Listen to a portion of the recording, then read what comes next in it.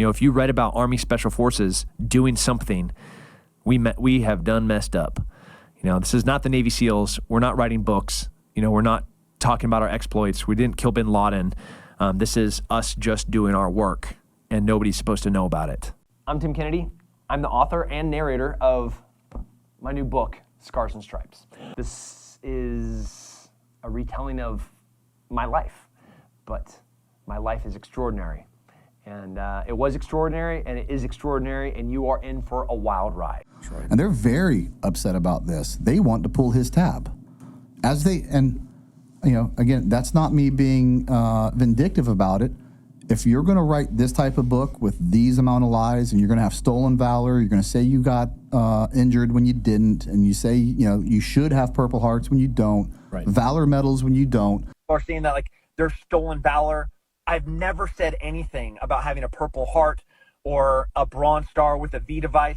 Fighting for world titles, going overseas multiple times, earning medals for valor. In the Special Forces, he deployed in Operation Iraqi Freedom, Operation Enduring Freedom, multiple times. Among his multiple awards from the Army are the Bronze Star Medal and the V device awarded for valor under fire. It only takes one lapse in integrity or judgment to ruin a decade of success and to be ostracized from a community. People do bad things for good reasons, and people do good things for bad reasons. Whether you agree with someone's choice or not, understanding their motivation and the context always gives a more rounded opinion of a person. I had never heard of Tim Kennedy until a few months ago, but when his name started to trickle into the peripheral of my feed, I wondered if he was a victim of his own success, or there was something more nefarious about his story. Al Chapo, thank you very much for pointing me in the direction of this strange story, and thank you for your tremendous service. This video will hopefully serve as a comprehensive timeline of Tim Kennedy's stolen valor accusations, or offenses depending on what side of the fence you're on. After reading his book and watching hundreds of hours of podcasts and reading articles that go back to 2009, I want to give you the critical information and hope to provide an unbiased synopsis of everything you need to know about Tim's story to make your own decision as well. Hopefully after watching this video, you'll have the information you need to feel comfortable to say whether or not Tim is an inspiration or if he's a dishonest salesman trying to expand his reach. All the chapters will be timestamped below if you want to skip what led up to Tim being called out and go straight to a specific accusation. With that, let's go down the rabbit hole of a stolen valor story that has polarized the military and civilian communities. Before we start going over Tim's more unsavory and questionable points, it is important to give him credit where credit is due. He is an unbelievably successful individual. He is a Master Sergeant in the National Guard that served as an active duty Green Beret sniper that was Ranger qualified and deployed to the Iraq and Afghanistan theaters of war. He had a successful career in the MMA with 18 wins against 7 losses. He is an entrepreneur that has numerous businesses such as being part owner of Ranger Up, the military clothing company.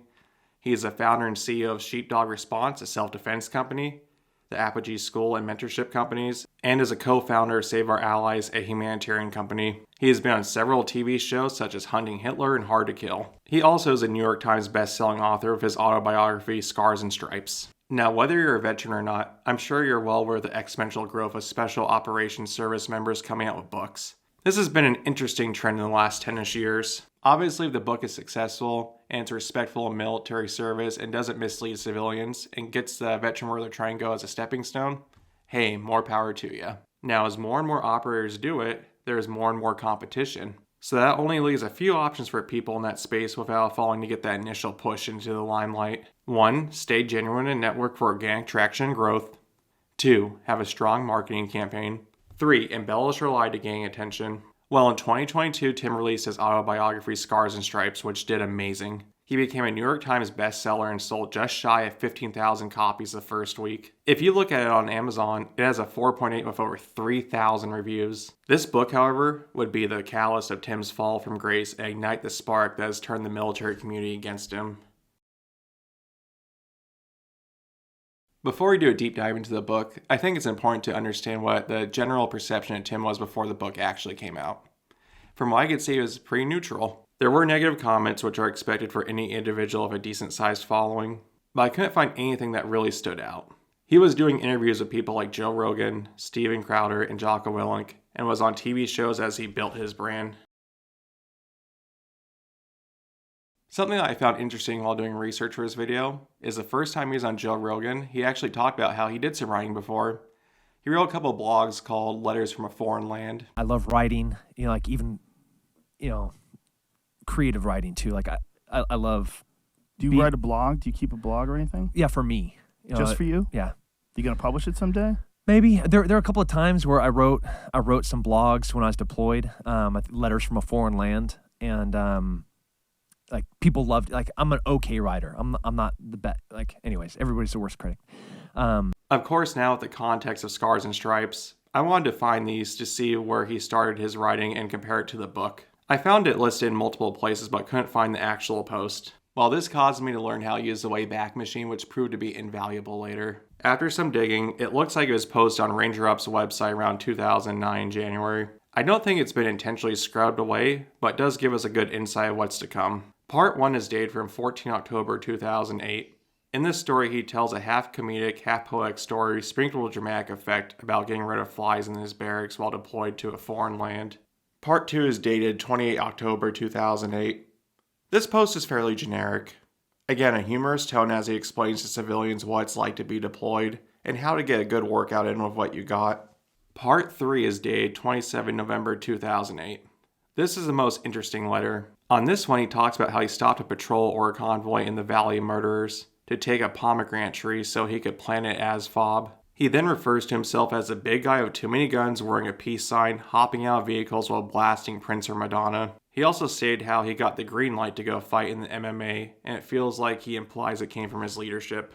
But overall, the tone definitely feels like it's a prelude to Scars and Stripes. From the amount of detail of minute things to injecting humor and a cowboy attitude while deployed in dangerous areas, this prequel to his book was an interesting insight of what's to come. There would be a change in the tides of his public perception after he did an interview with Lance Armstrong on the 21st of March 2018. They would talk about a variety of things during this interview, but he made a comment about gun ownership, and that would be something that really upset a lot of people. Like, everybody does not have the right to have a gun, because that right, if that right is negatively affecting other people, then you don't get that. It's not a privilege, but it definitely has to be earned, and it has to be shown and demonstrated that you have the right to own it. And that You've earned the right. Yeah, you've earned the right, which is background checks and legit, not background checks that we have right now, which don't really do anything, like real background checks. Now, obviously, everyone has the right to an opinion, but the reason that this upsets so many people is, first, he is still a military member that loves guns and uses them quite a bit recreationally. The argument is, since he's a military member, he swore to uphold the Constitution. It's an argument, but not the strongest. The second argument point is that he had his self-defense company Sheepdog in 2018. Now, I don't want to make baseless accusations, so for transparency, I can't find the historical pages to reference what the criteria was to participate in Sheepdog training in 2018. But supposedly the minimum age criteria was the same as it is now, being 15 years or older. Again, he didn't say anything about age, just the right needs to be earned and isn't given. Well, the third argument point is that Tim has acknowledged committing crimes that could have been or should have been felonies, which, as the majority of people know, makes it illegal to own firearms. It also makes it virtually impossible to join the military. Now, there are a lot of dumb felonies out there, so him wanting to increase the scrutiny of background checks was an interesting take. But Tim tells us some stories in Scars and Stripes that could have easily slapped a felony on him, such as a story about him breaking into a hardware store or running up to a car and shooting at people inside of it with a paintball gun as a police cadet. But Tim had taken this stance as well before. Safe gun laws save lives. I don't want to have a felon, an MS-13 guy, an illegal immigrant, somebody that's been dishonorably discharged from the military, to get their hands on a gun. We have those laws. Those are forms of gun control, in my opinion. So leading up to the book release, there was some controversy, but not a ton. Still, there were people that thought he was overly boastful and not consistent in his takes. But there wasn't a consensus opinion in the communities that he was an overall negative representation of military service, or more importantly, the Green Berets. However, that would not last forever. So without further ado, let's look at the catalyst of Tim's downfall, Scars and Stripes. On June 7, 2022, Tim released his autobiography, Scars and Stripes. I read it, I have to say, I think it was a great book. The best way I can describe it is, imagine you're at a bar with a bunch of infantrymen. As the night goes on, the drinks keep flowing, the stories get wilder and wilder, and people get more and more open. The tone was definitely unique. I also don't think I've ever read a book with so much profanity, but it created that humorous locker room talk tone that's inviting and unfiltered to the reader. I hadn't watched any of his interviews before reading the book, but how I imagined Tim talked and how his mannerisms would be fit exactly the same as I imagined they would by reading his words. Tim has explained that his book is a collection of failures on display as growth. That is a component of it. However, his humble bragging about being honor graduate in everything he's ever attempted, or how no one can hold a candle to his performance, did become obnoxious. Also, his clear inability to follow rules and be a team player and constantly justifying his actions was an interesting insight and foreshadowing. But the most important piece would be the military claims. Even though I'm a non-deployed infantryman, there were quite a few stories where I had to stop and reread what was on the page. The majority of people I served with and I am friends with have had deployment time and have shared what happens overseas. Comparing those stories with other books, documentaries, and common sense tactic stuff from a slick sleeve infantryman perspective at least raised an eyebrow suspicion to wonder how much of it was at least embellished. But overall, by the end, I had a lot of respect for Tim and was very impressed with what he had accomplished. The book definitely hit its mark and made me a Tim Kennedy fan. As I prepared to start digging on all the accusations, I almost didn't follow through with this video, but I'm very glad I did. Because from reading the book to now filming this video, I could say there's been a 180 degree shift in my perception of Tim Kennedy. While as Scars and Stripes was making its rounds, Tim was continuing his trajectory upward. He was still working on his entrepreneurial endeavors and networking the digital media space of all the biggest names in the industry, but a little over 2 years later, the podcast that has forever altered Tim's image as a soldier and credibility as a role model would be released.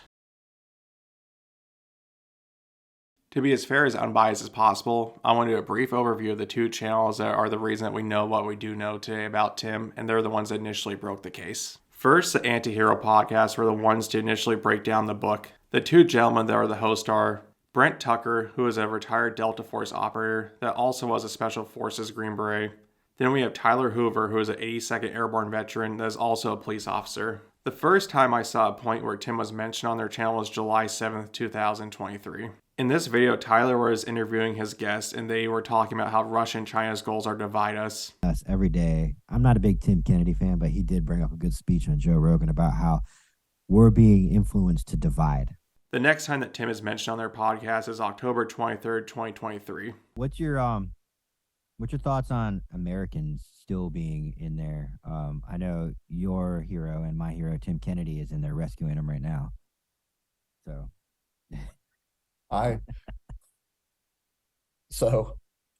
he did a lot more harm than good in Afghanistan, but didn't stop him from basically trying to get clicks and stay relevant and famous off of it. There would be a couple more mentions of Tim scattered through their episodes leading up to the notorious episode 101. The most relevant one would be from March 11, 2024, episode 64. Where they are critical of his deployment claims and his intentions and actions when he was at the Kabul airport during the evacuation. He's over there talking to Joe Rogan and says, in my 20 deployments. And I was thinking, man, Tim Kennedy's got 20 deployments. That's impressive. Yeah.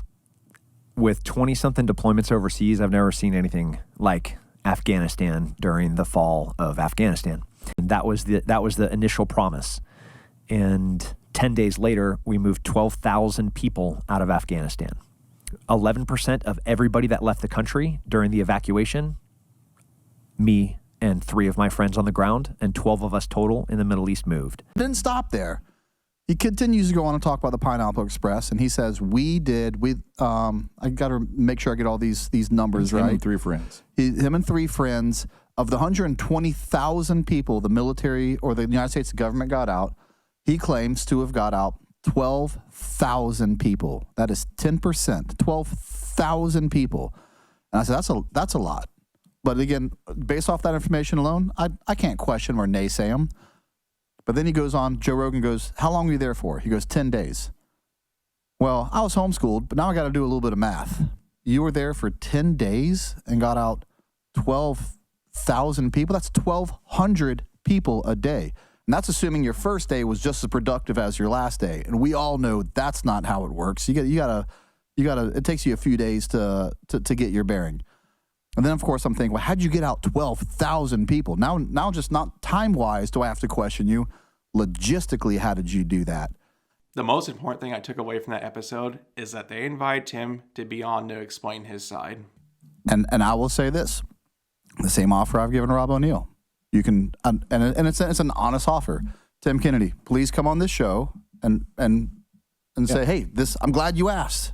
This is how we did it. And anyone has nothing to hide, will gladly come over and be, I'm glad you asked. Let me tell you exactly how I did it. Now, there is an argument that their platform wasn't large enough to reach Tim's ears, but this episode has over 40,000 views, which is definitely decent for a podcast. But the important piece is that their audience is primarily veterans, with a good amount of them being involved in the SOF, Special Operations Forces community, which makes me believe there is a good possibility Tim was aware but didn't care enough to take the claim seriously to respond in any way. So it was clear that they both weren't big fans of Tim before they exposed him. But although there might have been a slight bias, I think their accusations were justified leading up to the Book of Lies episode, and that they did it professionally and didn't make groundless claims. Next, we have Nate from Valhalla VFT. Nate was also Special Forces in the Army like Tim, but served a full career on active duty. The first mention I could find of Tim was a comment from one of his subscribers calling Tim annoying. The video was about Special Forces stereotypes and had no mention of Tim. I did notice that Nate responded and liked a good amount of comments from this video, but didn't interact with this specific comment. The first time Nate actually mentioned Tim in a video was when he said that Tim could fight in his Navy SEALs Fight Club video from November 13th, 2024. I mean, and, they're definitely, and I want to preface this, there is definitely SOF operators that can fight. I mean, we have Tim Kennedy, there's representations of this. The first time Nate would be critical of Tim was after the Antihero podcast when they exposed the lies in his book. Valhalla VFT would post, "Why these famous special operators can't stop lying about fake war stories" on November 29th, 2024, 4 days after the Antihero podcast. Nate would share his thoughts on Tim and other veteran influencer situations being exposed. All right, the stories, Tim Kennedy, I'm not going to get too into deep, but it's starting to look like pretty much all of them are just other people's stories or so far embellished that they're no longer even close to reality of what's true, which is sad because, he's got a career and had a career that was good enough. Later, Nate would drop one of the most damning videos about Tim, but more on that later. From what I saw, Nate was extremely fair and unbiased, even when being critical of Tim. Nate is also an owner of a firearms training company. Supposedly, there were talks about his company and Sheepdog, Tim's company, working together. But Nate chose to speak out in the situation since he prioritizes the integrity of the Green Berets over business. Both these platforms have received a lot of criticism for exposing Tim, so I want to do my due diligence, give you the context, to see if there is some questionable intentions, but I don't think there were. Overall, I'm convinced that these platforms covered the situation in a fair way and weren't slanderous or disingenuous for attention. But again, I want to include this section for context, since both of these platforms are as important as Tim himself in the story. There are a lot of ways I wanted to cover all the Stolen Valor accusations against Tim, but to maintain the integrity of the timeline, I decided we'll just start with the Antihero podcast, episode 101, The Book of Lies. There is a lot to unpack in this episode, but we'll start with the 4 most relevant claims in terms of egregiousness and what was important enough for Tim to respond to. Also, it's important to note that they reached out to Tim's teammates before making this episode to gain as much information as possible. He named real names in the books, which gave me an opportunity to call all these people. And, I never called and said, hey, I just said, hey, I'm just looking for the truth. If it lines up with the book, that's fine. But here's what the book says. Is this what happened in real life? And 9 times out of 10, it just wasn't. The first major claim that is brought up is the title of the book. The name of the book. This book is titled Scars and Stripes. Show it to them. If you didn't know, there it is. Scars and Stripes. Let me show you another book called Scars and Stripes. Are you kidding me? Your copy is different than mine. The true story of one man's courage in facing death as a Vietnam POW. Are you kidding me? So this isn't a great look, but Tim did say at the end of his book that his co-author came up with the name for Scars and Stripes. Also, when he was asked about it on Jack Carr, he explained how the stripes come from the Army uniform, where he has stripes for service, deployments, and his rank. Because you talk about it at the end of the book, but for those who start off with Scars and Stripes here, just as the title, where did that come from, and what does that mean to you? So the stripes part, as you're kind of like earning your time you're getting your stripes. So in the military, I just had to a couple of days ago, as I'm going to Nick Palmisano, my co-author of that book, his son is graduating from ROTC. So I had to go update my uniform because I'm going to go do his first salute. Wow. So on my sleeve are stripes, the number of years of service that I have, the number of months I have in a combat zone, and obviously my stripes of my rank. And then, behind me over my shoulder, you have the stripes of the flag that I love so much. Over your left shoulder, I see it. I've seen it folded and handed to widows. I've carried it as I've lost friends back to the places where they died. And so the stripes alone are so powerful in so many different layers of ways. It's not just red, white, and blue stripes. There's also like the military level of stripes. For the scars, some of them are physical scars from his fight career and brass shells falling in his shirt, but there are the unseen scars mentally from his deployments. And then the scars, it's not just, obviously my face is covered in them from 17, 18 years of being a professional fighter. If I take my shirt off, you'll see where bullets melted onto my flesh from brass casings getting stuck in my body armor. I'm sure you have them. Every one of us do, on our back and our shoulders, where brass casings literally just melt our flesh. You can see burn marks on my arms. This is, I carry inside and outside all of the scars from what I've done my entire life. And those two things, the scars and stripes, are the things that shape us. Those are the things that create and make who we are as a person and our perspective as a human. This interview about scars will be important later. Now, he can claim that he didn't know about the original book, which is 100% possible, since the original by Eugene McDaniel from 1975, where he details his story as a POW in Vietnam, is much less known, as we can see from the 33 reviews. But Tim's book is published by Simon & Schuster, which is one of the 5 largest publishers in the United States. So I would like to think that they did their due diligence and brought it up to Tim. Something that does make me question whether he knew or not is how passionately he talks about his fight song Rooster by Alice in Chains. The Black Swan. Is that why you come out to the Rooster? No, I come out to the Rooster because it's a badass song. It is a badass song. And Roosters like to fight. They do like to fight, but the song's about Vietnam. It's about Vietnam vets, the 101st. They used to call the tail gunners or the machine gunners the Rooster on the team. Is that Alice in Chains? Yeah. Yeah. So like POWs, MIA, Vietnam vets, all of them, that song, the song was written by lead singer about his father who disenchanted. They grew apart and he kind of resented him for being in the war. And then he kind of had this revelation that it was like he had to, he didn't have a choice. He was drafted. So he wrote that song to reconnect with his father, who was a Vietnam vet. So that song has a lot of meaning to me and my community, veterans.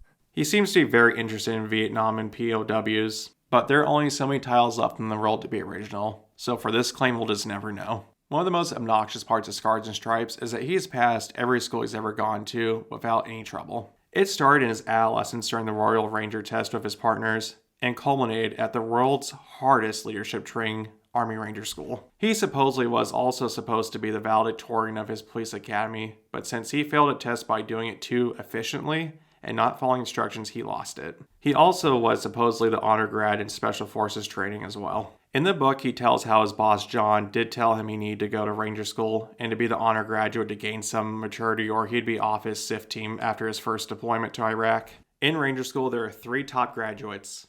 There is a distinguished honor graduate, officer honor graduate, and then enlisted honor graduate. Tim claimed that he was an enlisted honor graduate. Any of these awards is very significant. Only the best make it through Ranger School. And in order to make it, you're judged by your competencies and your Ranger skills and your ability to work with a team as a leader and a follower. So I go to Ranger School. My team sergeant, John, says, hey, if you're going to go to Ranger School, you can't come back to this team unless you're honor graduate. And so you have no choice but to go to Ranger School because you're immature, you don't understand leadership, you don't understand the Army. So go to Ranger School, and if you're not honor graduate, you can't come back to this team. So I go, I'm honor graduate, I come back to this team, but then I still have the chip on my shoulder because I'm a prick, and I still haven't learned humility, evidently. So I'm like, fuck this team then, I'm gonna, I'll go to the Hello Sniper team. On Antihero, they claimed that he was not the honor grad for Ranger School, and he also initially failed Sniper and Sephardic School. Again, because he always says he's the best in everything he does. He says, he was the best at Sniper School. Never mentions in the book that he failed Sniper School the first time. Talks about how great he is as an assaulter. Never talks about how he failed Sephardic. And here he is saying that he was the best at Ranger School. Tim, you don't think I can't call someone and find out if you were the distinguished honor grad of your class? Of course I can, and I did. You were not the distinguished honor grad of your class. In fact, your peers were so low in mountain phase, you almost got recycled over peers. So, quit saying things that you want to be true that aren't, because people are going to find out. And if you lie about being distinguished honor grad or Ranger School, what else are you willing to lie about? Now, yes, it is shady to lie about being the honor graduate and also leave out that you had those failures, especially when the premise of your book is supposed to be about failure and learning from it. But in the grand scheme of things, this wouldn't be a main point if it wasn't so important to Tim, which he will cover in his response. On a side note, Sephardic is a top-tier close-quarters combat school that seems to be reserved for tenured Special Forces and Delta Force operators. Ranger and Sniper School are pretty well known, but I had never heard of Sephardic before researching this, so I hope that gives a little clarity. The most controversial chapter in his book is by far the Valley of Death. It is a story of where he was a part of a convoy to Forward Operating Base Anaconda, where his unit and other forces were going to strategically resupply the base for a year. There's a lot to unpack, but the initial gist is Tim was very junior and didn't understand the logistics of the convoy. So there we were, an A-team and me with RGs and up-armored Humvees, the Czechs in the unarmored gun trucks, the Afghans in up-armored Humvees, and 80 jingle trucks full of a year's worth of supplies. We've talked about this kind of like you would learn this in the book, but how many trucks in the convoy were there? Good question. Let me tell you how junior Tim is in this convoy. He's still a junior E6. He's not even a part of an ODA. He's an L&O that gets attached to this thing. So he's not even a part of the of the ODA. He gets attached to this, and he knows so little about what's going on. So no, he has no extra insight into Iranian fighters that are apparently everywhere. He knows so little about what's going on. He doesn't even know that of all the things that he supersizes and makes these exaggerated claims, he doesn't even know how many trucks are in the convoy. There's almost 200 trucks in this convoy. Verified by people on the ground. Verified by several people. Almost, just short of 200 trucks. That's one of the biggest convoys I've ever heard of. And that's what the story should be. Liaison for a multinational mission involving U.S. Special Forces, ODA, blank. Well, he says 7182. Go with what you will. Which is not the right one. It's not even the right ODA number. So he doesn't know the ODA number. Or if he wants to say, well, that was sensitive information, I didn't want to put in the ODA number. Just don't put it in. Yet you put in everyone's real name into this. Combat veteran he is, the ODA Sergeant Major starts pushing all the units to the high ground to take the fight to them, and the guy is out and the guy is out of the line of fire. The ODA Sergeant Major, he says. Let me tell you how junior Tim Kennedy is. Not only does he not know how many vehicles are in this convoy, he doesn't know the rank structure of an ODA because he's never been on one to this point. He was on a SIF team before this, and he's attached to an ODA. He's still not part of an ODA, and he calls it the ODA Sergeant Major. Sergeant Major's an E9. The ODA Team Sergeant is an E8, which is a Master Sergeant, which is crazy to me. You had all this time, and you wrote in the book, like, I expect that from Hollywood to get ranks wrong. Yeah. I don't expect that from Green Berets who are doing research and writing books. The next significant event is when the vehicle in front of him is hit by an IED, and they are unable to medevac an Afghani soldier that was a part of the convoy. Anyone who's been in deployments, and that's what happens. You run over IEDs, and when someone gets hit with an IED, you go recover them. But that's not good enough. Like at some point, like he has to come out like Rambo style, shooting from the hip with his sniper weapon. It's crazy that he's shooting from the hip with his sniper weapon. That makes no sense. No one can verify that story. Jumped out at me. I've never had an issue evacuating a wounded Afghan. So I asked who would be in charge of that, essentially, the ground force commander. Like, he's the one that's going to call on those things and coordinate that. And when I talked to him about that, he goes, we never had a problem medevacing anyone. I don't know what Tim's talking about. The next point, which will prove to be the most significant, is how he wrote that he dressed down his commander. Insubordinate as fuck. And I tell him he's a pussy for not doing it. I add a bunch more colorful insults about his height, weight, hair color, and anything else I can think of. Tim, you're the most junior guy on this convoy. And if you think for a second that he went up to the ground force commander and called him a pussy and made fun of his height, his hair, his size, and all that, and dressed him down, that I couldn't wait to talk to Travis. That we began the episode with this about, you're gonna He's talking about Travis. He's right? talking about Travis right now. And at some point, when your lives get personal, you went too far, and this is what really got him in trouble. Again, this follows the theme of his book, questioning authority when they are supposedly wrong or compromised, and puffing his chest out. We saw it with the lobster incident with the boat captain, his fire chief, and his drill sergeant in basic training. But there are many other instances where Tim conveys his dislike of officers. The next accusation is the heaviest. There is a gentleman named Sergeant First Class Goebel who was with Tim during intense moments from the mission. The first being that in the interviews versus the book, Tim talks about how Mike Goebel and him are on a door, and Mike pushes Tim away, saving his life. He's in that vehicle that is getting pieced apart as Mike Goebel and I are going up to this other door. And there's a machine gun barrel sticking out of this tiny little window. And I lob a grenade through that window. And of course, the bad guy has barricaded himself with women and children.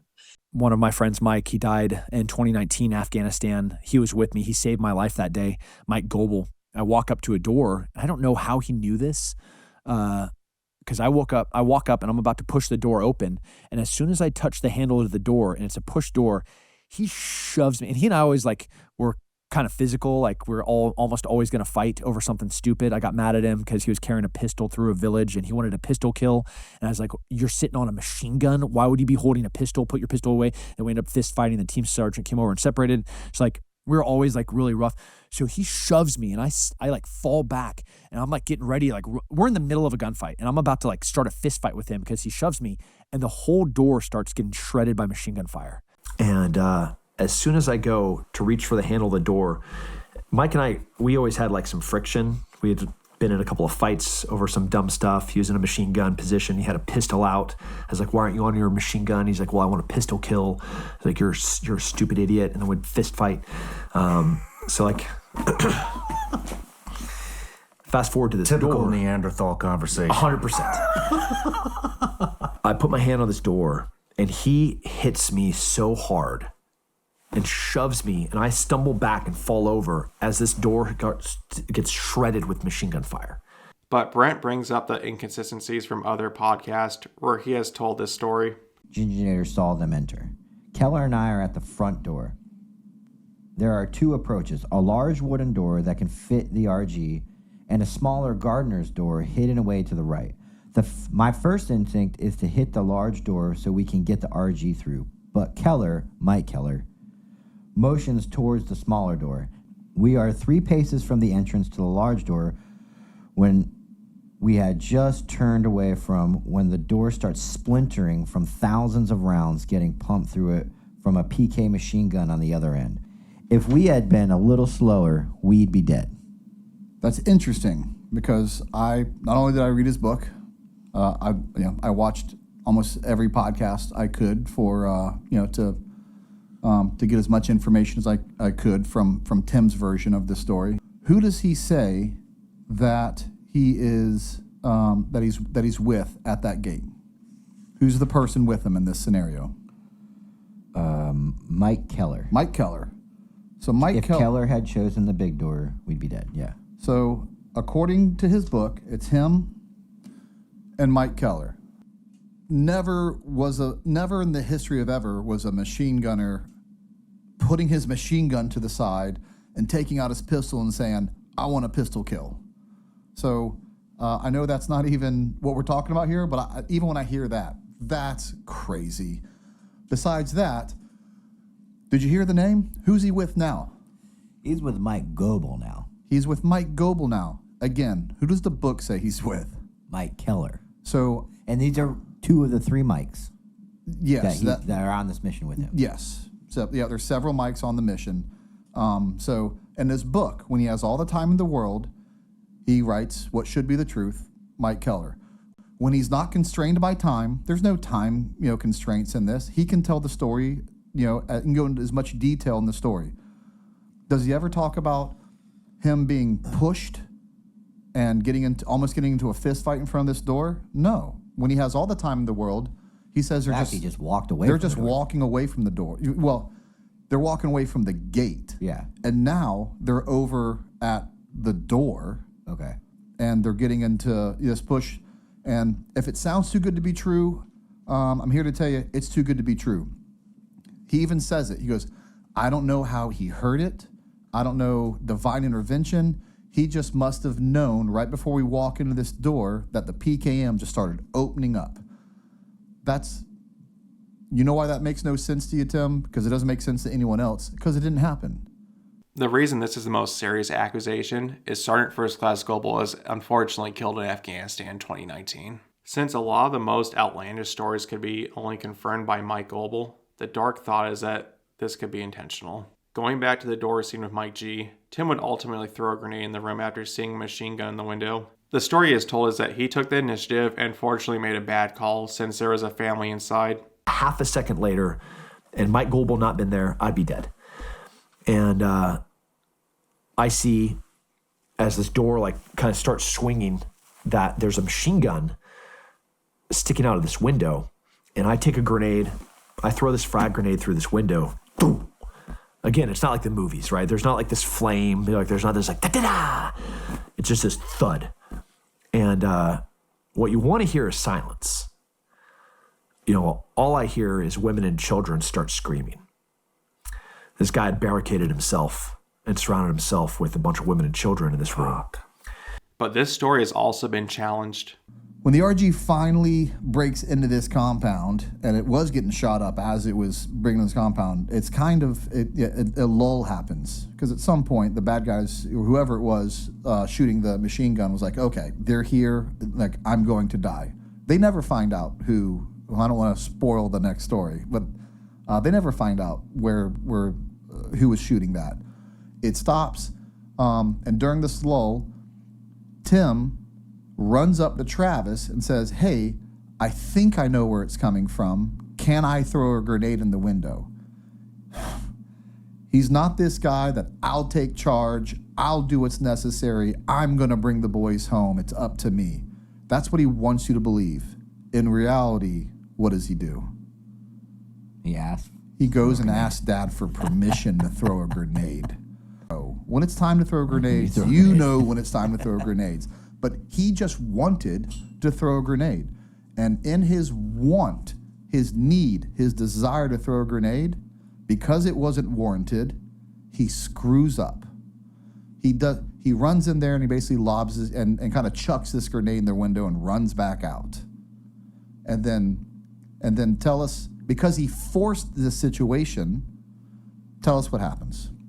I can hear kids screaming. They don't understand why this is happening to them. I can hear mothers screaming, mothers that are punctured by fragments of metal and can barely hold an air in their lungs. There are other claims that we'll cover later, but those are the main points from this chapter that are covered in the podcast. The next chapter, called Return to the Valley of Death, has a second accusation of Mike Goebel. Tim told the story of how, once they got to Fob Anaconda after battling for 3 days, that he and Mike Goebel went up to a base tower and ultimately engaged 20 enemy combatants. Also, Tim told a story of taking a shot at someone who was watching the convoy as they leave the base. Turns out that story might also belong to Mike Goebel. Logs at every time we pulled the trigger, and they say we engaged about 20 targets.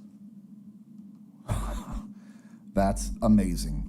So, in the matter of just a matter of a few days, he kills 20 guys from this tower. and he has to kill 20 guys because there's no other sniper there, according to him, that could have done this. Like they were crawling all over him, all over this base because they had just free range because there were no snipers keeping them at bay. That's so crazy. You would be an SF legend if you got up in a tower and in 2 days killed 20 guys. You wouldn't be an SF legend. You would be a special operations legend. Like that hasn't happened. I don't even know if that happened in World War II. That is so outlandish and made for a book. And oh, by the way, again, who would be his only witness to this? Somebody that can't talk. Someone who's unfortunately not with us. So if you think right outside the wire, an unarmed person that's just looking at you wrong, you're just going to start sending rounds at innocent people or that you just don't like the way they looked at you for those guys in Anaconda to deal with, seems like a questionable move. And when I talked about this, they said, one of the first things that no way. Tim, he was like, that actually happened. And I was like, oh, I mean, fine. It's been a while since I've even heard anything true. He goes, that kind of happened, but it was Mike Goebel who came over the radio and said, hey, we got this guy. He looks suspicious. He's looking at us. I'm going to send a warning shot to him. Whether he did or not, I don't know. But the fact that Tim just took Mike Goebel's story and inserted himself. That is wild, Brent. That is fucking wild. That's On the way back from Fob Anaconda, Tim's convoy would be ambushed. During the battle, Tim writes how he exited his vehicle to engage the enemy while taking heavy contact while throwing grenades everywhere he could. The big claim the Antihero podcast made was the story made no sense and also that he was almost certainly wasn't injured during the ambush. that I didn't notice. I took a bunch of shrapnel in my neck, shoulder, trap, and arm. The biggest piece of shrapnel bounced off my 511 ballistic calculator watch, destroying it, but probably saved my hand from a fate like Daniel's. The most dangerous piece of shrapnel missed my carotid artery by 3 millimeters, or about the thickness of 2 pennies stacked on top of each other. Later, I would be told that the right side of my body looked like it got hit with birdshot. Honestly, it isn't a big deal to me, but Mike G is worried. Despite me telling him to shut the fuck up, he goes and tells the Ginginator on me. Tim, I have your DD-214, and let's go over your list of awards. Here we go. You know what medal's not in there?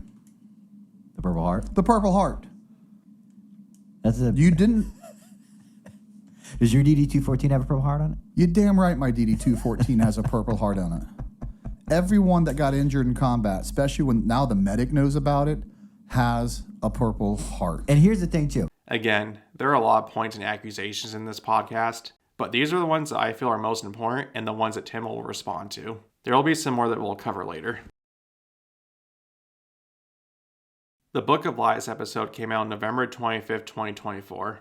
It immediately started to spread like wildfire in the veteran soft community. 8 days later, on December 3rd, Tim would upload his response video titled Setting the Record Straight. In all fairness to Tim, there were a lot of accusations thrown at him, but some of the points he picked to defend were interesting. Tim started the video of him confirming his resume, which was never questioned. But this idea that there is some universal truth that is, the opposite of what I said is absolutely absurd. I am a Green Beret. I was a UFC fighter. I am a Special Forces sniper. I went to Sephardic. I'm a graduate. I went to Ranger School. I was part of Afghanistan during the evacuation. I went to Ukraine immediately following the Russian invasion. I'm an Iraq and Afghanistan combat veteran, and I didn't see anyone from the podcast in any of those places. Then Tim's first argument was that this was done for monetary gain. We won't go super into this, but this is a non-starter. Yes, they did have a handful of sponsors, which to be fair was distracting in the middle of the episode. But where do you draw the line? Of course, if you invest a lot of time into something, you hope to be rewarded for it. But Tim, the same argument can be made that your whole career is based on you using your military status for notoriety. Which again, I think is dumb, but whether someone has good intentions or not, it boils down to content, which they obviously delivered. It is really important to note that he knew this podcast was coming out. So before I address the allegations against me, I want you to know that I knew this podcast was coming out. How? Because they contacted every single one of my teammates to try to get dirt on me. Almost everyone told them the same thing. that they weren't interested, and then they called me and let me know. So if your teammates gave you a heads up, why weren't you more prepared? Out of all the accusations, one that he seemed very upset about was the school accusations. Number one, did I fail sniper school? You know, and this is the intellectually dishonest thing where, and super hypocritical because they're taking things out of context. Yes, I did fail sniper school. You could say that. What happened is when I got my sniper school date, it was going to be 10 days before my own wedding. So I asked Sergeant Major Fernandez, Conrad Fernandez, if I could go to a different class. Man, and he gave me a tough pill to swallow. He says, yeah, man, but what you have to do is you have to show up on day one, because if you no-show, we will lose our slot to a future course. And show up and you're gonna have to fail. So I went 0 for 25 for the Special Forces Sniper School shoot-in. And then I went to the very next class and graduated. That's what happened. For Ranger School, man, that was 20 years ago. And this is just one of the failures of the editing and book process is I knew I was one of the honor graduates. I didn't know what award I got. And Nick, and the editor, complete failure and oversight as an honor graduate, of me getting the tomahawk and getting the award with my team sergeant and my team leader, Ed Wings and Mike Gomez. Love you guys. 20 years removed, being a graduate, and then immediately going on another trip, I couldn't remember which award I got. So complete mistake on that part. Then for Sephardic, another thing that you took out of context. Yes, I have been to Sephardic 2 times. I've successfully completed Sephardic 2 times. I consider that a great and wonderful thing because it has a very high attrition rate. The first time I went to Sephardic, B-17, 7th Group, Bravo Company, 1st Battalion, they were covering down on the C-37 mission in South America, while C-37 went to Iraq for that mission right there, to go and hunt and be part of a Special Operations Task Force hunting Zarqawi. For them to cover down on that mission, they had to have the skills that were taught during Sephardic. They've never sent an entire company before. I was already in C-37, but you have to be a Sephardic graduate to be in C-37. So this was my class to go to Sephardic. They didn't issue anybody the identifier for completing that Sephardic class because they taught an entire company. So went to Iraq, came back, and went back to Sephardic and graduated a second time.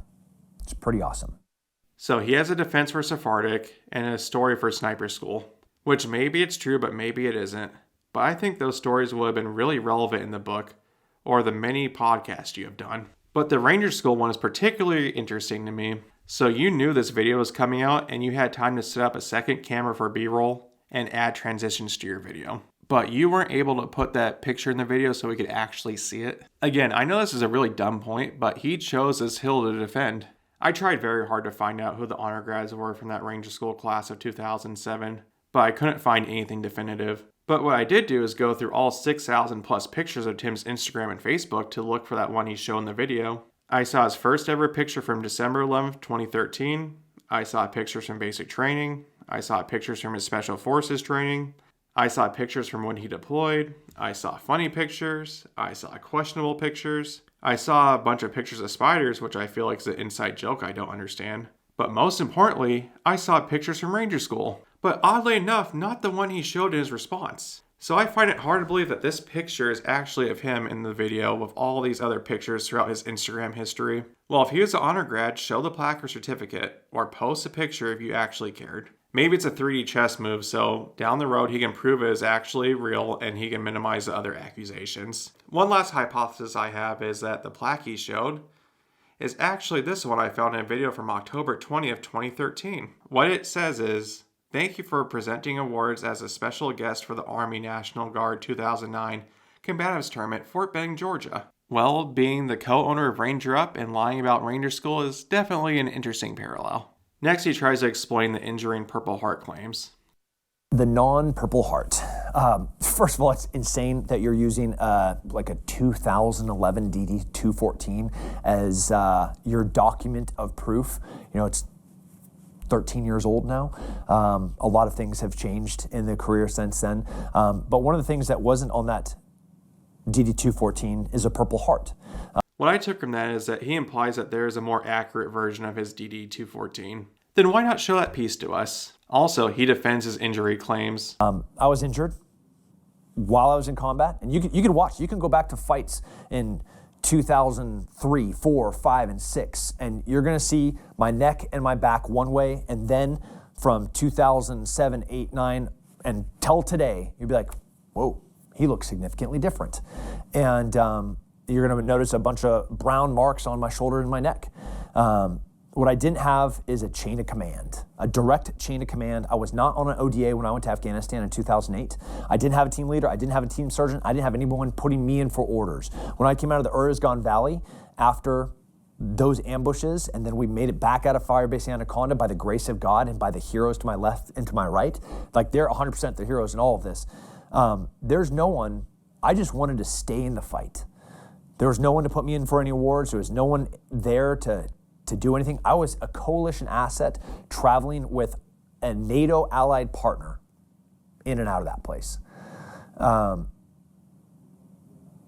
When I retire, when I'm no longer useful in the military, when I don't get to wear the uniform and the flag, which is like the greatest honor of my life, have the opportunity to be next to the men and women, the best and the brightest in this country.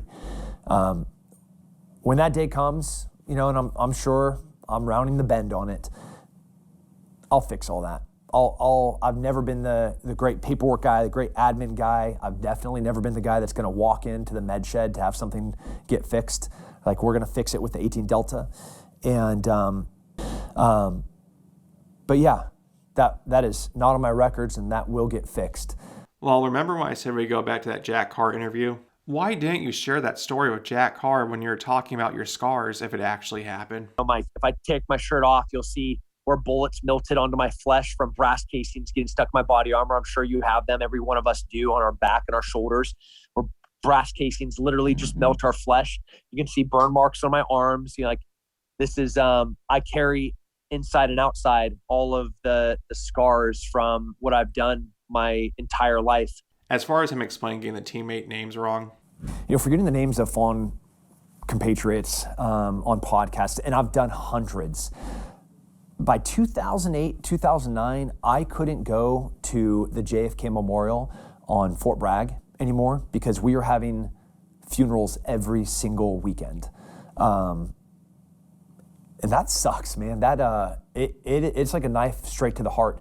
And when you're having Memorial Day and I can't remember their names, I sit down and try to jot their names. And I'm on a podcast, you know, there's lights on, and then I forget one of those names. Yeah, it freaking sucks. And for you to insinuate that I don't care about them. I do think that was a completely reasonable answer that I agreed with for confusing Mike Goebel and Mike Keller between the book and podcast. But my opinion would be changed later. But most importantly, he talks about the process and accuracy of his book. War stories are never the same. And ask anyone who's been to combat or review board what happens when you interview 5 guys in the same battle. You're gonna get 5 different stories. And if there's a feed running, you get a 6th. At the beginning of my book, I literally outlined that fact as clearly as I could. There's no chance that my version is 100% reality and accurate, but that is what I remember. It's reality to the best of my recollection, and that was supported with my journals and supporting interviews of other people throughout the whole entire book.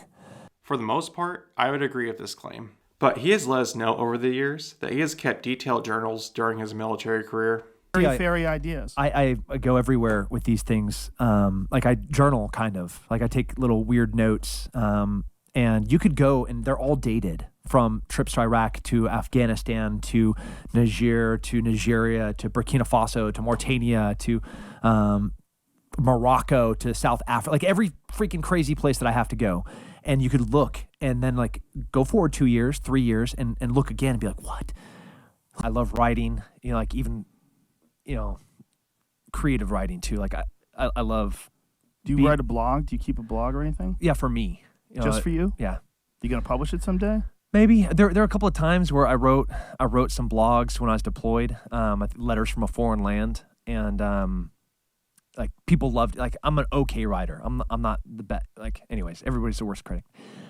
He also says he tried his best to reach out to people. More on that later. But overall, knowing that the podcast was coming and waiting 8 days to respond, I can't imagine a much worse response. On 18 December 2024, a gentleman named Clay Martin would post a video also calling Tim out for failing Sephardic initially twice. Hey, for those of you that don't know me, my name is Clay Martin. I'm a retired 18 Echo and 18 Fox from 3rd Special Forces Group. Reasonably well known. Retired Green Beret myself, written 6 books, did a bunch of gun journalism over the years, all kinds of stuff out there on me. I've personally known Tim for almost 20 years. We were in the Q course together, although not in the same class. We were there, but Dick Couch was writing his book. Kind of made that class, a little bit of a spotlight. It was hard to miss them. So I'm going to address first the thing that I know personally that I saw from Tim's rebuttal video. Tim, you said that you went to Sephardic twice and passed twice. Well, that is absolutely not true. You went to fake Sephardic once, you went to real Sephardic twice, and of those 2 times at real Sephardic, you failed one of them. I know because I was in your class, and that would be the class 26 March 2007 to 11 May 2007, and you failed the stress test. I remember this distinctly because we were both FNGs at the time. You were one of the few guys at the Sephardic course that I knew, besides my brethren that came with me from 3rd group. I was there. You failed the stress test. You were removed from the class. You went back and passed later. And that's an incredibly stupid thing to lie about. I don't know why you would do that, all right? Especially if the title of your book was supposed to be, Failure's Not Final. Why not tell the real story then, all right? The redemption arc, I went, I couldn't do this thing, I went back and I passed it later. Not only is it a better story, but it's actually true in this case. So that's kind of unbelievable. There's another reason, actually, that was a stupid thing to pick to lie about. That class had another anomaly that anybody who was there will never forget. That is the first, and to my knowledge, only time in the long and storied history of the Sephardic school that after the failure of half the class on the stress test, which is totally normal, all right, the commanding general of SWCC, General Parker, called down to Range 37 and over the objections of the Range 37 commander, as well as all the Sephardic instructors under him, made them rerun the stress test for everyone that failed. And amazingly, everybody that failed the first time, failed the second time too. So not only did you fail Sephardic, you actually managed to fail it twice in one day. Now, this video is more of a deep dive. I'm not too sure why. From what I can tell, Clay is also a Special Forces soldier and seems to be connected to the right people in that community. But it's just another piece of the giant puzzle of Tim's lies. 17 days after Tim's first response, he made another video on December 20th, 2024, with the commander from his book that he talked about in Afghanistan, Travis Warlock. They started the interview acknowledging that they had not seen each other since the convoy in Afghanistan. Travis Warlock, last time that we physically saw each other was in Uruzgan Valley of Afghanistan 16 years ago. The first 15-ish minutes of the video is an interview about Travis's military career. Overall, the tone is very comfortable and positive. Travis looks very happy to be in the video, and Tim is very humble. And also understanding of you were dealing with things in your seat that I couldn't truly comprehend at that time of my career. Yeah, Sure. I even disparaged. I talk shit about you. And when you were doing the one thing that probably kept us all alive, your job. Yeah. And I'm outside being banging my chest like an ape, thinking I'm the warfighter. Don't be too hard on yourself. We're designed, we were bred to be that way.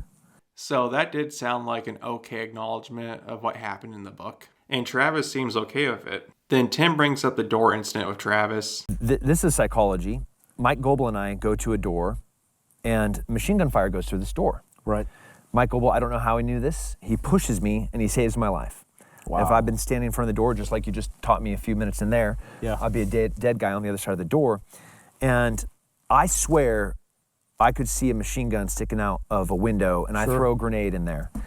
No, Tim, I remember that time. Remember I took the RG up and knocked the gate down. Yeah, you rammed through an Rammed through the entire gate. like reinforced gate, and I think Mike K is in a spot raining down hell from. That's right. Travis doesn't quite remember, but he does remember the grenade incident. So I jump out real quick and join the guys, the team that's on the stack there, really on this wall we just pushed down. And there you are, Tim, you're sitting there. And you're like, man, I know I saw a gun coming out of that window. Should I throw a grenade? I was like, hell yeah, man. Yeah. Absolutely. It's a good throw. That is, hey, if I had one on me, I'd do it too. Yeah. But your idea, you came up with it, and it was the sweetest throw of a grenade I've ever seen in my life. I was looking over your shoulder. It was just across the courtyard and right down through a window. And then, of course, we stood back behind the wall. Poof. Now, we didn't go in there and clear it because whatever was in there, whether it was still alive, who cares? Yeah. But yeah, we had some, civilians on the battlefield that came out. Who was that giant of an 18 Delta you had? Adam. Yeah, they jumped right to it. So did Daniel B. He came out of the crow's nest, the vehicle we rammed the gate with, and it was a tearjerker, wasn't it? Yeah. It was unbelievable what we saw coming out with a young child in her arms. And I remember when we saw that couple come out, the family, that child was held in her arms. I did the dumbest thing I've ever done in my life. And I saw it, and I let my emotions take over. And I remember just stepping over the wall and going out there, that courtyard that wasn't clear. No. And grabbed that baby out of her arms. I was stupid. I mean, I could have been lit up, and now it could have been, a guy, an American laying there wounded, creating more possible chaos for the team to try to clear and come get me. Yeah. It was a bad decision, horrible decision. So Travis does say that they didn't clear the building, but the civilians came out. So that's pretty different from what was written. Turns out Travis is the one that actually had the baby, which was one of the biggest points in the Antihero podcast. But again, look into how much detail he goes into, like the smells, the screams, and like what walking into this room feels like when he comes across the carnage that he created with a grenade throw. You want to know how they really got the women and children out? Yeah, how? They called them out and they walked out. Carnage. He goes into crazy detail about clearing this structure and the screams coming down the hall and him getting closer and walking on this carnage that he created. No, Travis just called the hurt people out and they walked out to them, and that's how they started giving aid to these people from a grenade that should have honestly never been thrown. After talking about that, they start to talk about the ambush that they hit coming out of Fob Anaconda, but Tim does a hard pivot back to Travis's career. We leave, immediately get in it, and danger close fire missions from A-10s that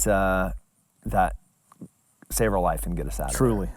Unbelievable. And so then from 2008, I kind of lose touch. Yeah. You have 8 more years in your career before you retire. That's right. What are these last, the last era of your career? After a few minutes of talking about Travis's career, they then talk about Travis's company in Tennessee, and that's the end of the interview. Out of the 40-minute video, only about 10 minutes of it was actually about Afghanistan, which is fine. Travis had a very interesting career to hear about, but the flow was interesting. It felt like Tim shoehorned his perspective in and wanted to jump off of it before going to detail on the mission that was being criticized. Well, as you can see from the comments, this did not help Tim's situation at all. Valhalla VFT would post a video on December 21st, 2024 that would start the final chapter of Tim's controversies that is considered the most damning. On his Authentic Speakers page, where Tim or his agent set up bookings where you can pay a hefty fee to have Tim come speak, he has listed a Bronze Star Award for Valor. Okay, so let's put it up on the screen, take a little look. So what is this? What are we looking at? We're looking at Tim Kennedy's speaking agency profile. Now what this profile is for booking him for speaking engagements. And as you can see there, he charges $50,000 to $100,000 to have you come out, or have him come out and tell a bunch of made-up stories on the back of, look at that. What is that? A Bronze Star medal with Valor. That is a really high Valor award. Then the next day, Nate would post a treasure trove of pages where Tim's bio list earning a Bronze Star for Valor. One thing that wasn't on those pages is the dates. So here's all the pages from Nate's video, plus a couple more that I found, with the dates included, just to give you a perspective when all this was posted. Now keep in mind, his book was released on June 7th, 2022. All these pages are dated before then except for one. I truly believe, after researching this, that he was trying to do the war judo that most do when building a resume, implying that you did something or were something and getting as close to the line as possible without directly crossing it yourself. And hey, if someone says it for you, it doesn't matter since you didn't say it, so you don't have to correct them. Now, to be fair, Tim does have a Bronze Star, but it is not for Valor. I was thinking the best way to explain the difference, and I came up with this. Say I took an online class at Harvard for one of those generic certification programs. There's no entry qualifications, just pay the money, and then you get the certificate if you take the class. But then I get an MBA at Grand Canyon University. Then I tell you I took classes at Harvard and ultimately got my MBA. That is technically true, but I'm definitely implying that I got my MBA at Harvard. For military awards to have a V device, it's a whole different level than without. I have another example for everyone. I received this while I was in the Army. I met a couple through my parents after graduating infantry school at Fort Benning. They were extremely nice people, and when they found out I went to the Old Guard and was in Honor Guard Company, they had this made for me. I love it and greatly appreciate it, but in over 10 years of me having it, this is the first time it's ever seen a camera. Why? It has a Tomb Sentinel badge on top of it. I get why they put it there. To the uninitiated, it makes sense. Honor Guard badge for Honor Guard soldiers. But I know better, so even though I would like to have this at my office at work, it would be wrong. I know better, just like Tim does, which brings us to the next part of the story. On January 6, 2025, the Antihero podcast released their Book of Lies Part 2 podcast. This one would feature 3 of Tim's former teammates. First, they had the senior communications sergeant from the convoy, Kevin Wolf. Second, they had Matt Jenkins, the K-9 handler. But most interestingly, they had Travis Warlock, Tim's commander from the mission that was in the previous video with Tim. Now, with how amicable Tim and Travis seemed in the previous video, it is surprising that he would go on Antihero to perpetuate the claims if they were good, right? Well, Travis gives us some context on why. He released the podcast without the intro filmed, and when I sat back and looked at the context of it, I was just like, oh my gosh, man. And I sent Tim a text. I was like, dude, why didn't you put that on there? Right. And I don't know, he had some ridiculous excuse. He always has excuses. And actually, he's really, when you sit down with Tim Kennedy, he's got a great personality. Very likable individual. Yeah. Yeah. So are the best used car salesmen. Right. Right? Right. Yeah. Right? And at this point, you feel like you've been bitten twice by him. Totally. Oh, Yeah. was bitten twice. By him. Yeah, it didn't Yeah, feel like absolutely. it. Yeah, you were bitten twice by him. Yeah, at first it was just this was insult to the injury. And so at that point, I think I got in touch with you. I'm like, man, I've had it with this dude. So if that was true, that would make a lot of sense. With how happy Travis was and how Tim was on more of a quiet, serious tone, I definitely could see it making sense that there was some dialogue before that. The teammates also make it very clear that no one reached out to them to verify what was in Tim's book. Travis, did he call you about the book? Did he call? No, Well, of course he didn't, because you said you didn't even know he wrote a book, so Right. you would know that. Kevin, just real quick, and I don't know the answer to this. I'd assumed you'd have told me, but did anyone ever reach out to you in regards to the book, just trying to verify the record? Oh, no. Several of the team members that I've talked to since the podcast came out, their phones were silent too. With that, Travis starts out with correcting Tim on if he really dressed him down or not like he wrote in the book. So, I mean, to think that Tim would have walked up there and said something like that to me, and I wouldn't have just ruined his career. I mean, you just can't let, I don't care if you're in a leadership position as an E5. Yeah. Yeah. You can't let that happen, especially in the intensity of that situation. Yeah.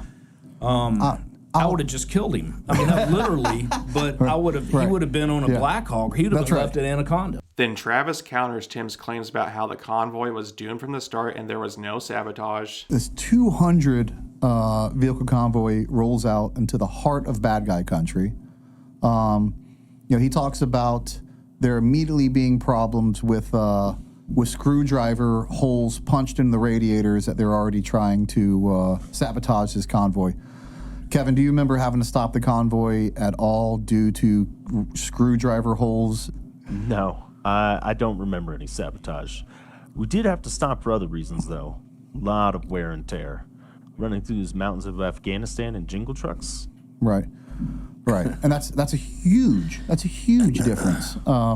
So no sabotage of vehicles. Then the podcast starts going over the more serious accusations. They transition to covering the IED. The team's recollection is significantly different from Tim's. The problem is that, he says he runs up there with his SR-25 and he's hip firing it like Rambo, keeping the Iranian horde at bay. And then as he's pulling this, has this legless Afghan that's bleeding all over him, and he's got guts and blood and everything all over his kit, and that he would have died if it wasn't for Mike K getting on the 50 cal gun and just red misting, like going right over his head and just red misting the Iranians. None of that happened. Right. I saw these 4 Afghan National Army soldiers as we made it to like a casualty collection point, just out of Chakazaway Pass. Everybody had their legs. Really? Everybody had their legs. It was just the front half of the vehicle was blown off. And the only way that somebody would have lost their legs if they had them outside the door, maybe. Right. Yeah. But everyone had their legs. He's not covered in blood and guts of a legless Afghan. And the other thing, it's just like the point he tries to make with you, where he makes up a story and then he uses that story to get like a point across. And what he does on this one is he gets really upset that American aviation medevac would not fly for these Afghans. Totally false. It's hard to watch and see how drastically different the two stories are. To lie about someone losing their legs and the way Tim told the story in his book is unbelievable. Travising gives us some insight about Tim supposedly running out of ammo. Also says at this point, he's sleeping under a Humvee and like he's out of ammo. He has no ammo in his M4. He's almost Winchester on his sniper weapon, and he's about to go out and recover, do like a battlefield recovery from AKs because he's so low on ammo.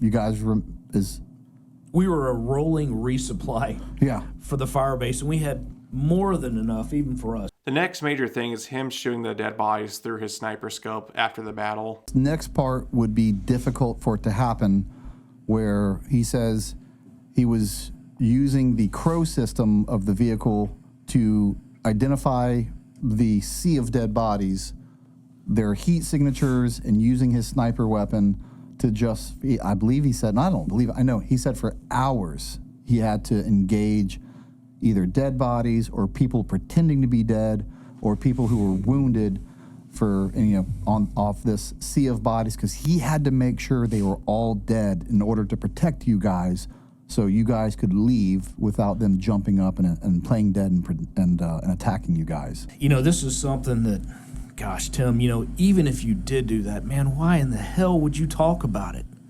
You made us look like idiots. Yeah. Irregardless of the Geneva Convention, Article 12, 14, 15, 16, and Rule 47, which, Tim, you filleted yourself, brother, when you did that. So I'm doing you a favor by telling everybody that did not happen, so the International Criminal Courts won't come after you. It did not happen. We can't talk about this yet, but they did cover it on the initial episode as well. I think this story is ridiculous and didn't happen. And even if it did happen, why would you write about it? Because the DOD would probably investigate it. But I don't think it happened, because when Tim was on Jocko's podcast and they went through his book, that wasn't mentioned. But Tim himself did mention it on Sean Ryan. Every night, as we moved forward, I would sit there all night long with a thermal imager, and I would splash rounds into every heated body on the battlefield. Holy shit, dude. And I did it every night for 8 hours. Couple hundred rounds a night. But like what they said in the Antihero podcast and was echoed in the comments, it makes the military look horrible and no one believes it even happened since it doesn't even make logistical sense. Next, they talk about the Mike Goebel incident and talk about the grenade. I do remember like the man door and that there was 2 guys there. So I know one of them was Mike.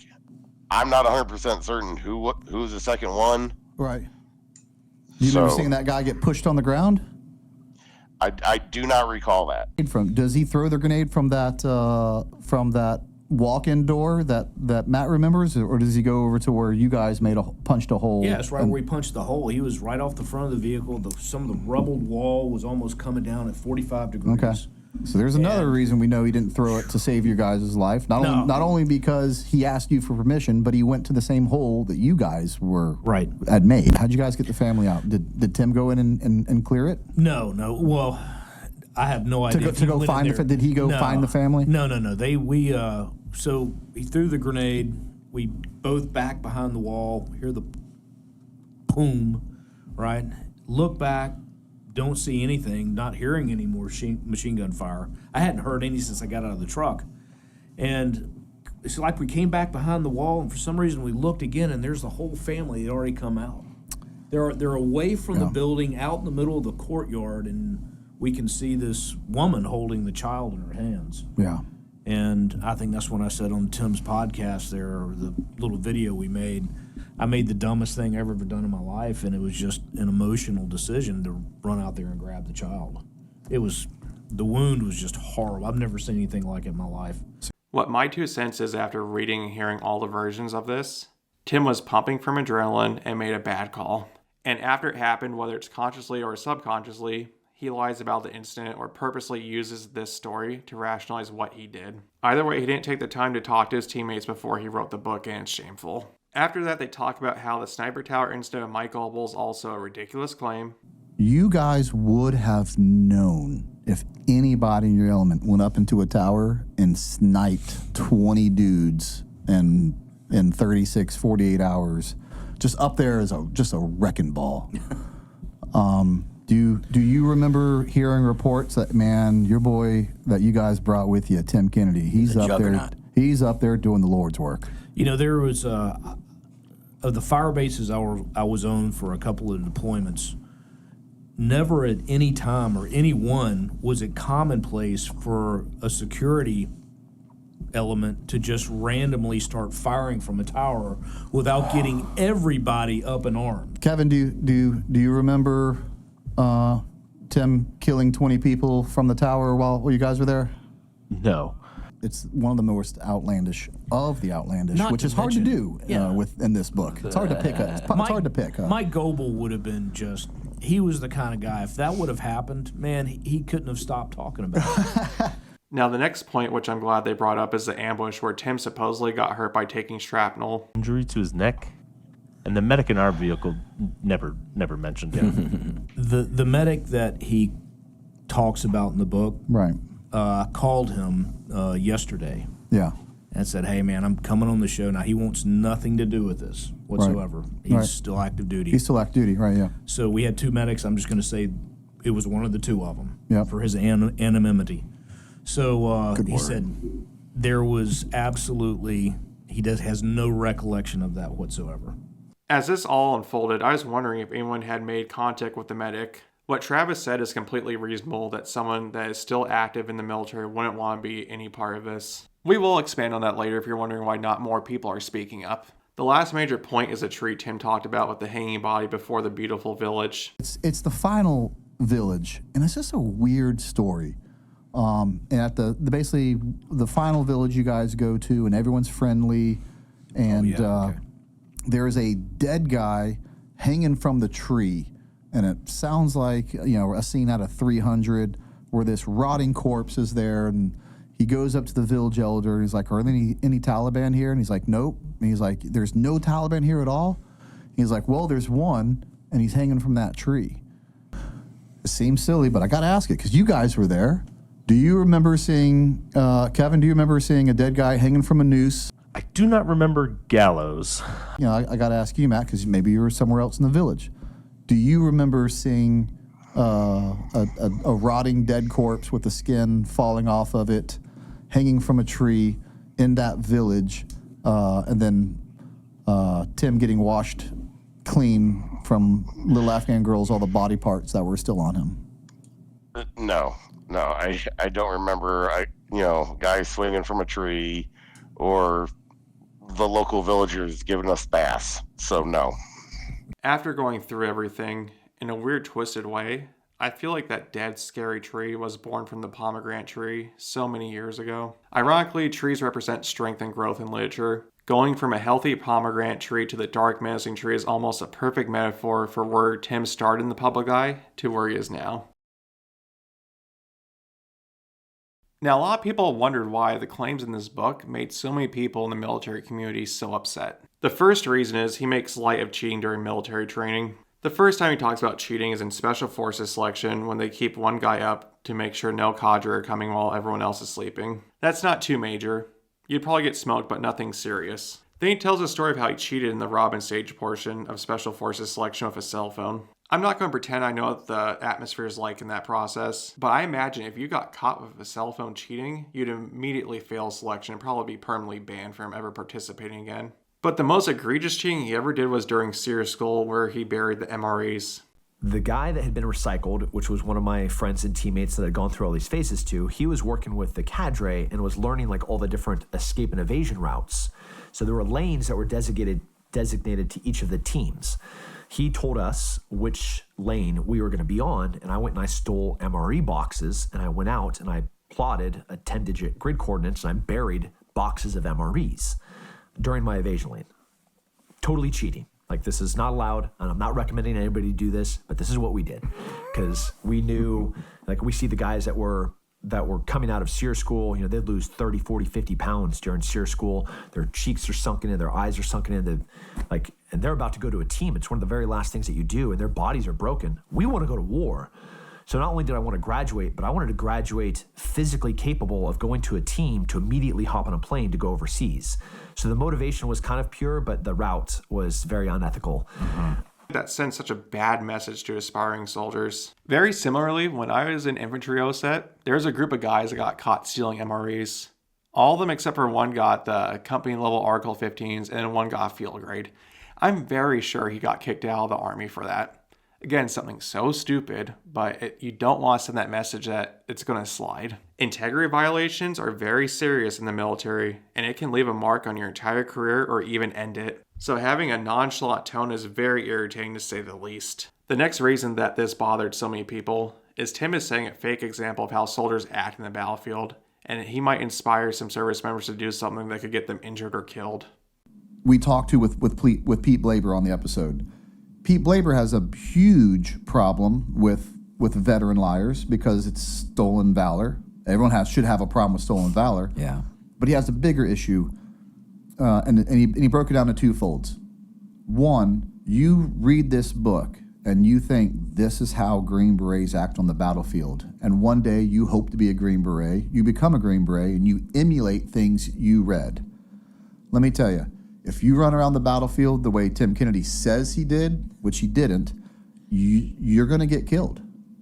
So yeah, it's a horrible outline for how special operations work on the battlefield, because it's a lie. I don't think he understands how much influence he has. So to him, it might not be the biggest deal if he exaggerated or lied. But if it's crunch time and a young soldier's point of reference is Tim Kennedy and his grenades, it can have some serious consequences. The last reason why we care so much as a veteran community is that Valor Awards mean something. There are heroes that go above and beyond in battle and lose more than a medal could ever replace, but that's how we honor and recognize their sacrifice. So for someone that knows better to use it as a selling point, well, it turns all of our stomachs. But if you're still not convinced that he was aware of what he was doing, here's a clip from a podcast that he did in 2018 that'll be linked below, where the host explicitly says he has a Bronze Star EV device and then asks him if there is anything that needs to be corrected. And Tim says no. Well, joining me today in Manhattan, New York, and headed to Fort Bragg very soon is Tim Kennedy. Tim, thank you so much for joining us on Beyond the Uniform. My pleasure. Thanks for having me. Quick background for listeners. Tim is a former UFC middleweight contender who competed in the octagon while also serving in the U.S. Army as a Green Beret sniper. He started his military career in the Army in 2014 and has served tours in both Afghanistan and Iraq, earning a Bronze Star Medal with V-Device, which was awarded for Valor under fire. He works with Ranger Up, a military-themed clothing line, and also leads Sheepdog Response, an organization that trains civilians in self-defense and counter-terrorism skills. He has been featured on television shows, including the Spike TV series Deadliest Warrior, Hunting Hitler on the History Channel, and the 2006 indie film Range 15. He is currently involved in an upcoming Discovery Channel show called Hard to Kill, which launches on Tuesday, July 31st at 10 p.m. Eastern Time on the Discovery Channel. And in April 2017, he re-enlisted and is currently a member of the Special Forces Wing of the Texas National Guard. He is a 3-time winner of the Modern Army Combatives Tournament, a grueling 3-day event that tests mixed martial arts skills, among other things. And so maybe, Tim, before we dive into the questions, anything to add or amend to that intro? That was pretty long. When you just put it all together, we could just summarize and be like, he's stupid and he doesn't ever hold still. And then there's another audio clip. Okay, man. Last question about military, then I want to jump back into combatives a little bit. You, per the source I have here, you have a Bronze Star with a V. Is that correct? Yep. Unfortunately, I wasn't able to find its origins, and when I reached out to originally post it, I received no response. If anyone sees this and knows where the interview is, please send it to me so I can pin it below in the comments. But I'm convinced at this point the clip is real. Things that I did in my fighting career, fighting for world titles, going overseas multiple times, earning medals for Valor. Then there are the Silver Star points as well. There's just so much evidence against him, and I'm sure there's so much more out there that is hidden. There's other points I didn't even cover, like him implying that he's Halo qualified. As 6 years as a door kicker assaulter and then 4 years as a Halo sniper guy. Halo sniper team, direct action, counterterrorism, hostage rescue. Kennedy is a soldier, once a Green Beret, a Ranger sniper, awarded the Bronze Star for combat heroism. Distinction between the two. Okay. So I'm a Green Beret, that is Ranger qualified, that is a Special Forces sniper, that is from a Halo sniper team and 7th Special Forces group. Okay. Now, when you say Halo, are we talking original or Xbox One? Where are we going with this? These are Or some other stories that he told back in the day that seem to have disappeared that definitely seemed book worthy. I did it standing in combat to a guy that tried to grab some stuff off my kit. And the Kimura is like the best technique to defend if somebody's trying to take stuff off of you. Like law enforcement, it's one of the first techniques that they should learn about how to keep their weapon on them, right? Lock the wrist, reach over, grab their own wrist, bring their wrist back behind their head. And in like a snap, I break literally every bone in his whole entire arm and dislocate his shoulder, and his collarbone snaps as his face hits the wall, and it breaks all the bones in his face. You know, I have grenades and flashbangs and knives and a gun all on my body armor, so you can't take that stuff. I know the Shy-Tac sniper is a big deal for a lot of people. It seems he also lied about the weapons he used in Afghanistan. In the grand scheme of things and in the context of Stolen Valor, we'll save that for another time. But this is just a gist in the context I think you need to make a decision whether he's guilty or not. There have been a lot of calls for his supporters to make a statement. I think that's very fair. There's too much evidence out there to not accept that he lied. To people like Sean Ryan and Jocko Willink, just so you know, people don't blame you for being tricked, but as veterans, we do feel betrayed that you rather sweep this under the rug. It feels like a choice between additional monetary gain or maintaining integrity in your relationship with the veteran community. But hey, who knows? Maybe they're actually not aware of the situation. The person that seems to be getting the most attention is Tim's former boss, John McPhee. John was eager to share stories on the Sean Ryan show back in September of 2024 before everything came out. Well, Shrek, I really appreciate you being here. It was an honor to interview you, and all your social media and website and all that stuff will be in the description. And Yeah, thanks, man. Man, I just, I wish you the best of luck. Thanks, man. Hey, you didn't even ask me any serious Timmy Kennedy questions. What's up? I didn't see this coming. Do you want me to? Yeah, you know Timmy. You should be asking me. He talks massive shit, wrote a book. You know, although I thought I was the best 40% of his book. Well, I already interviewed him. What do you want me to ask you about Tim I don't Kennedy? know. You know him. Like, ask me, I don't know anything about him. Then radio silence. But I did find it interesting that John and Joe didn't discuss Tim at all, even though they both know him on a personal level.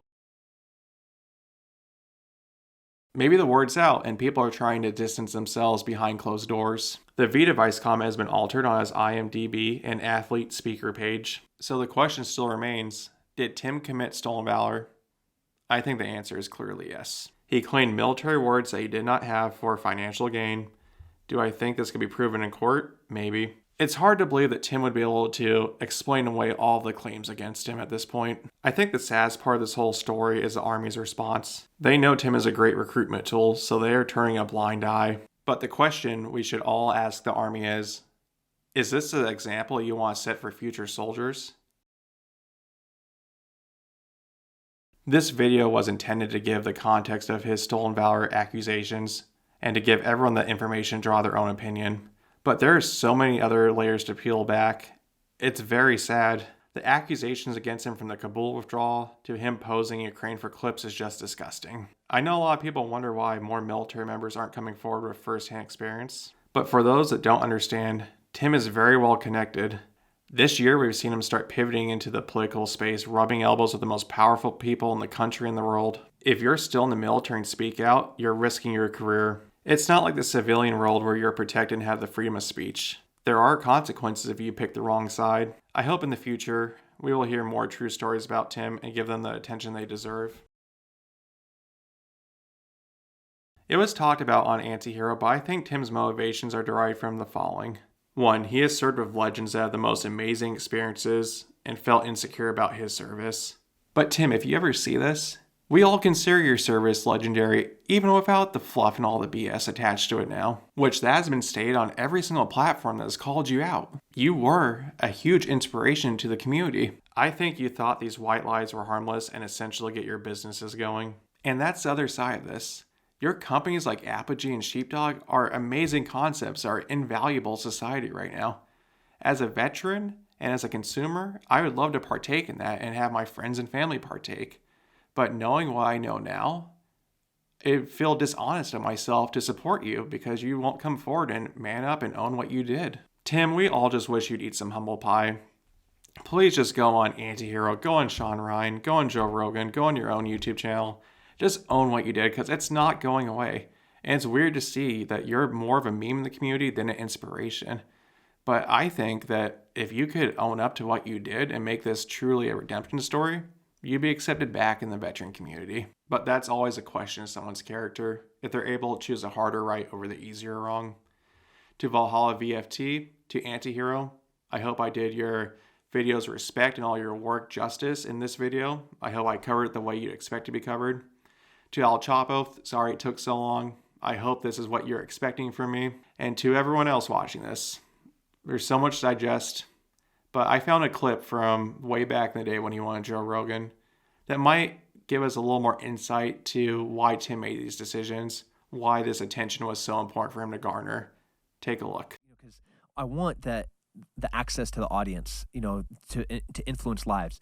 Would my words have enough meaning to draw in enough people? Of course they would. I hope so. They are doing that right now. Now, millions of people are going to listen to this. If I jump out of an airplane, into the water, into the ocean with a whole bunch of sharks and go swim with them, like people are going to tune into that. But then but what if you get eaten? I'll survive. And then they're like, this whole thing is fucked now. But then I get out of the water. I'll survive, he says. And I can talk to them. It's like 16 million people watched Tim parachute out of this plane into shark-infested waters. Oh, you're out of your mind. And then rode a motorcycle up onto the beach. But then I have them. But you have them already, man. You don't have to do that. Trust me. You don't have to do that. You've already done enough that you're qualified.